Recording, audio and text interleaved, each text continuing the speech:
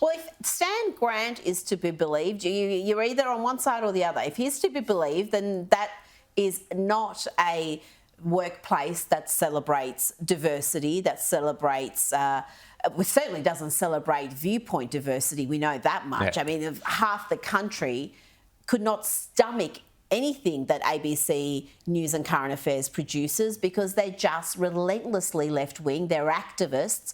And if this is how they want to go, if they want to go down the TikTok road with the $1 billion+ they receive each year, good luck to them. Well, I think it's more important than that. I think maybe they should do exactly that. If you want to copy Spotify and you want to copy YouTube and you want to copy Netflix, well, these are subscription models. This is what the ABC should be doing. If we had a sensible Liberal government in power, you would just say, we don't need to even sell you off. Just make it a subscription model and we'll see how popular you really are. Rowan, there's more to that. I mean, if they want to go down the TikTok road, well, they're already halfway there because, at the very top, their owners are communists. But, but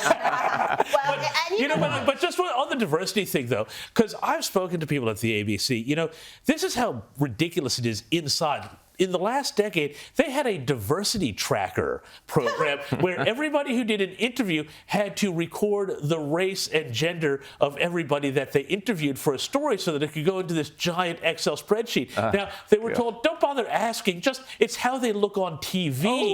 Hang on. This is what happened. Judging race by colour. Yeah. ABC, very bad stuff, ABC. Naughty. But the other thing on a serious note on this is that they're centralising all the regional. Now, the ABC, if they do have one function, has been repeatedly argued, it's to be a regional voice. So to have stations and reporters out in the country where most networks can't afford to have that sort of infrastructure. So that's the one reason, the one justification people have always put up for the ABC is that, it gives us the country folk. It gives us all the regional remote areas and their news stories. Well, no longer. Lefties, that's all gone. So they've merged the whole thing into a centralised. So now your West Australian, your Broome report, your Broken Hill report, or whatever. All these different things are now going to be centralised in Sydney. I wonder what could possibly go wrong with the latte sipping, purple-haired, diversity intern there, putting together all the regional, agricultural news. Well, it gets back though to this whole issue that started this whole thing off. Again, the reporting on the ABC infuriated the ABC. I broke a story in the Daily Telegraph some months ago and I had the internal documents, that the regional stuff was going to be gutted. And how did the ABC react to that? They did the exact same thing that they did here with this story by Nick Tabakoff. They put up the whole thundering denunciation. Morrow has got it wrong. Well, no, I didn't get it wrong. We knew what you were up to, and you keep getting it wrong, and we'd like an apology. Thank you. Hey, Rita, I think James has just joined the club. The Outsiders Club, where the lefties attack you for being wrong, and a year later, you're proven to be right.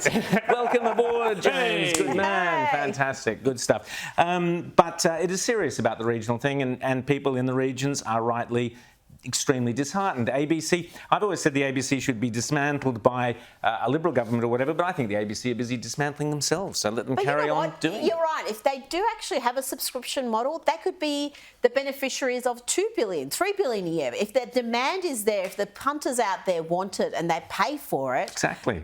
so we can have grow to be even bigger.